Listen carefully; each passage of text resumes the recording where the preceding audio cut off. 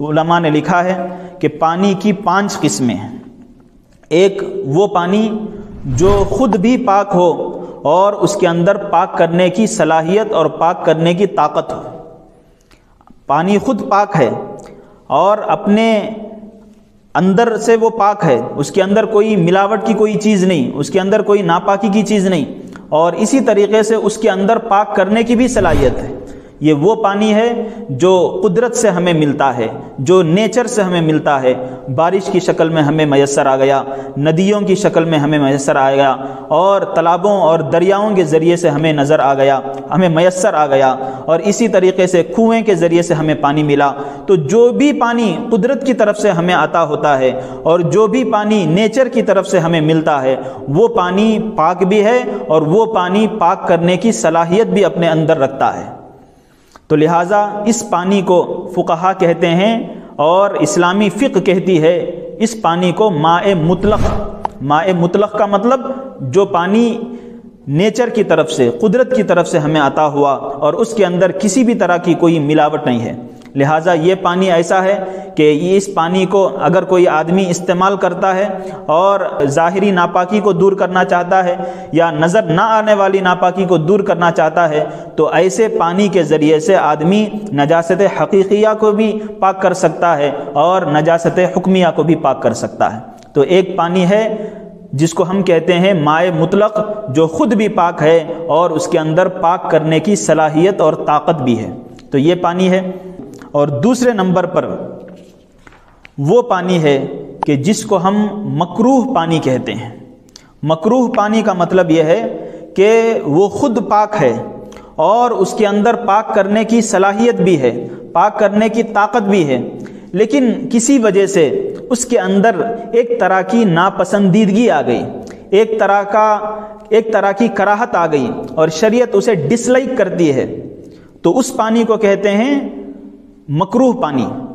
مکروہ پانی کا مطلب خود بھی پاک ہے اور اس کے اندر پاک کرنے کی صلاحیت اور طاقت بھی موجود ہے، لیکن کوئی ایسا کام اس پانی کے ساتھ ہو گیا، ایسا معاملہ اس پانی کے ساتھ ہو گیا کہ جس کی وجہ سے وہ پانی اب مطلق پانی کی طرح نہیں رہا۔ اور یہ وہ پانی ہے کہ پاک تو تھا اور اس کے اندر کوئی بلی، پالتو بلی تھی، وہ آ کر منہ ڈال دی، یا کوئی مرغی تھی وہ آ کر منہ ڈال دی، اور اسی طریقے سے کوئی ایسا جانور جس کے اندر بہنے والا خون نہیں، جیسے سانپ ہے، اور اسی طریقے سے دوسرے جانور ہیں، چوہا ہے، یہ چھوٹے چھوٹے جو طرح کے جانور ہیں، یہ آ کر منہ ڈال دے اور اس پانی کو جھوٹا کر دے۔ تو چونکہ یہ جانور خاص طور پر ناپاکیوں سے، گندگیوں سے اپنے آپ کو پاک نہیں رکھتے، تو اس لیے شریعت تو یہ کہتی ہے کہ اگر یہ ڈال دے منہ تو اس وجہ سے ممکن ہے کہ پانی کے اندر کچھ خرابی آ جائے، تو اس لیے شریعت نے کہا کہ یہ پانی مکروہ ہے۔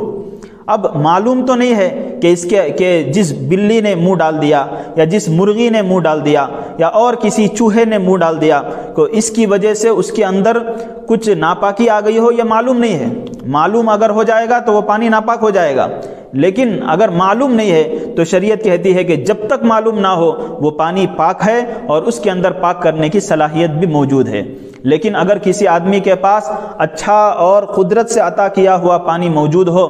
تو اس آدمی کے لیے یہ پانی استعمال کرنے کے بجائے شریعت یہ کہتی ہے کہ اسے پاک صاف پانی استعمال کرے، کراہت والا اور جس کو شریعت نے ڈس لائک کیا ہے اس پانی کو استعمال نہ کرے۔ تو دوسرا پانی وہ ہے جس کو شریعت کہتی ہے کہ یہ مکروہ پانی ہے۔ اور تیسرا پانی وہ ہے جو پاک تو ہے لیکن اس کے اندر پاک کرنے کی طاقت اور صلاحیت نہیں ہے۔ خود تو پاک ہے لیکن پاک کرنے کی طاقت اس کے اندر نہیں رہی۔ کیوں نہیں رہی؟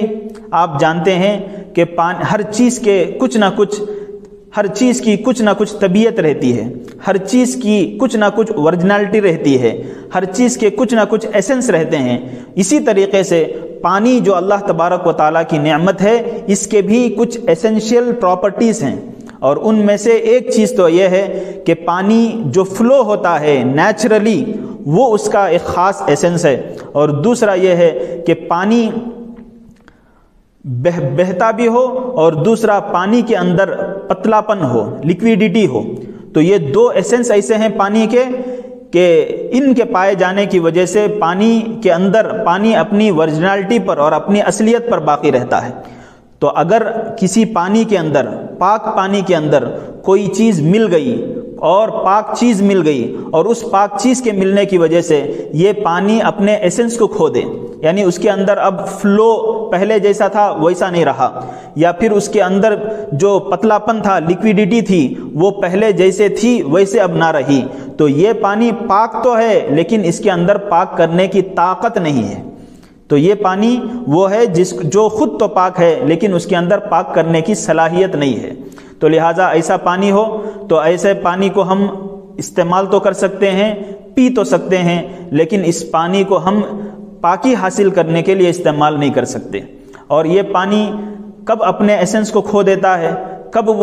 اس کی ورجنالٹی چلے جاتی ہے، اس کی کچھ وجوہات فقہا نے بیان کی ہیں، کچھ چیزیں فقہا نے اس کی بیان کی ہیں، اسلامی فقہ نے بیان کیا ہے، اور ان میں سے ایک چیز یہ ہے کہ پانی ہو اور پانی کے اندر کوئی سالڈ چیز پڑ گئی، مٹی پڑ گئی، اور مٹی پڑنے کے بعد یا پھر اور کوئی ایسی ہی پاک چیز پڑنے کے بعد اب اس مٹی کے اندر، اس پانی کے اندر گاڑھا پن آ گیا، لیکویڈیٹی جو پانی کی تھی وہ ختم ہو گئی، یا پانی کے اندر جو بہنے کی صلاحیت تھی، فلو جو پانی کا تھا وہ اب نہیں رہا، پہلے جیسا نہ رہا، تو اب وہ پانی ایسا ہے کہ جو پاک ہے لیکن اس کے اندر کوئی چیز ملنے کی وجہ سے اب اس سے نجاست حکمیہ یعنی نظر نہ آنے والی نجاست پاک نہیں کر سکتے۔ اور ایک چیز تو یہ ہے، اور دوسری چیز یہ ہے کہ اس پانی کو کسی چیز کے ساتھ پکا دیا گیا، جیسے مثال کے طور پر پانی سالن میں پکا دیا جاتا ہے۔ ہم جب سالن تیار کرتے ہیں، شوربہ تیار کرتے ہیں، تو اس صورت میں ہم کچھ ترکاریوں کے ذریعے سے، کچھ ویجیٹیبلز کے ذریعے سے اس میں پانی بھی ڈالتے ہیں اور پکا دیتے ہیں۔ اب پکا دینے کے بعد وہ پانی اپنی اصل شکل پر نہیں رہا، پاک تو ہے، وہ اپنے اندر پاکی تو رکھتا ہے، لیکن اس کے اندر جو ورجنالٹی تھی پانی کی، جو ایسنس تھے، وہ اب کھو دیا پانی۔ تو لہٰذا ایسا پانی پاک تو ہے لیکن اس کے ذریعے سے نظر نہ آنے والی نجاست کو پاک نہیں کیا جا سکتا۔ تو یہ تین طرح کے پانی ہوئے، ایک وہ پانی جو خود بھی پاک ہے اور اس کے اندر پاک کرنے کی صلاحیت بھی ہے، اور وہ نیچرل واٹر ہے جو ہمیں ملتا ہے، قدرت کی طرف سے عطا کیا ہے، اور دوسرا پانی مکروہ پانی ہے کہ جس کے اندر شک ہو گیا، جس کے اندر کچھ شبہ ہو گیا کہ اس کے اندر کچھ ناپاکی آئی یا ناپاکی نہ آئی، اور یہ چونکہ جانور جس میں منہ ڈال دیتے ہیں، چھوٹے موٹے جانور، اور یہ چونکہ ہمارے گھروں میں رہتے ہیں، تو شریعت نے یہاں لوگوں کا خیال کرتے ہوئے یہ کہا کہ اس کے اندر یہ پاک بھی ہے، پاک کرنے کی صلاحیت بھی ہے، لیکن کسی جانوروں کے منہ ڈال دینے کی وجہ سے شریعت اسے پسند نہیں کرتی۔ اور تیسرا ہے وہ پانی جو پاک تو ہے، پاک کرنے کی طاقت اپنے اندر نہیں رکھتا۔ اور چوتھا پانی وہ ہے جو ناپاک پانی ہے، جس کے اندر کوئی ناپاکی گر گئی، اور وہ پانی کم تھا۔ کم پانی اور زیادہ پانی یہ بھی شریعت کی ایک اصطلاح ہے، شریعت کا ایک ٹرم ہے۔ زیادہ پانی اس کو کہتے ہیں دیکھنے والا یہ سمجھے کہ یہ پانی زیادہ ہے، آدمی دیکھا اور دیکھنے کے بعد اسے یہ لگا کہ بھئی یہ زیادہ پانی ہے، تو اس پانی کو کہتے ہیں زیادہ پانی، ماء کثیر اسے کہتے ہیں۔ اور اس سے کم اگر پانی ہو، دیکھنے والا اسے کم سمجھے، اور فقہا نے اور اسلامی فقہ نے آسانی کی خاطر یہ کہا ہے کہ اگر کوئی پانی ایسا، اگر کوئی اتنا پانی ہے کہ کوئی حوض میں پانی موجود ہے، یا پھر کوئی کسی گڑھے کے اندر پانی موجود ہے، اور اس گڑھے کی جو میجرمنٹ ہے وہ 15x15 ہو، یعنی 15 اسکوائر فٹ ہو، تو ایسی صورت میں اگر اتنا پانی اگر رہے تو وہ پانی زیادہ پانی ہے۔ انسان دیکھتا ہے، اور انسان کے دیکھنے کی وجہ سے کوئی آدمی کم پانی کو بھی زیادہ سمجھ سکتا ہے، اور ہر ایک آدمی کا دماغ الگ الگ چلتا ہے، تو اس کو آسان کرنے کے لیے شریعت نے اور اسلامی فقہ نے یہ کہا کہ زیادہ پانی وہ ہے جو 15 اسکوائر فٹ کے برابر یا اس سے زیادہ ہو، اور اس سے کم ہو تو وہ کم پانی ہے۔ اب ایسے کم پانی کے اندر کوئی نجاست گر گئی، کوئی ناپاکی گر گئی، خون گر گیا، یا کوئی جانور اس کے اندر پڑ کر مر گیا، یا اس کے اندر کوئی پیشاب کر دیا، کسی جانور نے اس کے اندر پیشاب کر دیا یا پھر ناپاک جانور نے اس کے اندر منہ ڈال دیا تو اس وجہ سے پانی ناپاک ہو جاتا ہے، اور پانی جب ناپاک ہو جاتا ہے تو اس پانی کے ذریعے سے ہم بالکل پاکی حاصل نہیں کر سکتے۔ تو یہ 4 پانی ہوئے، اور 5واں پانی وہ پانی ہے جس کو مشکوک پانی کہتے ہیں۔ مشکوک پانی وہ ہے جو خود تو پاک ہے، اس کے اندر پاک کرنے کی صلاحیت، پاک کرنے کی طاقت ہے یا نہیں ہے، اس میں شک واقع ہو گیا، اس کے اندر ڈاؤٹ آ گیا کہ اب اس کے اندر پاک کرنے کی صلاحیت ہے یا پاک کرنے کی صلاحیت نہیں ہے۔ وہ پانی تو پاک ہے لیکن پاک کرنے کی، دوسرے کو پیوریفائی کرنے کی اس کے اندر طاقت ہے یا نہیں ہے، اس میں شک ہو گیا تو اس کو کہتے ہیں مشکوک پانی۔ اور پانی مشکوک اور ڈاؤٹ فل اس وقت بن جاتا ہے جب اس کے اندر کسی گدھے نے منہ ڈال دیا ہو یا کسی خچر نے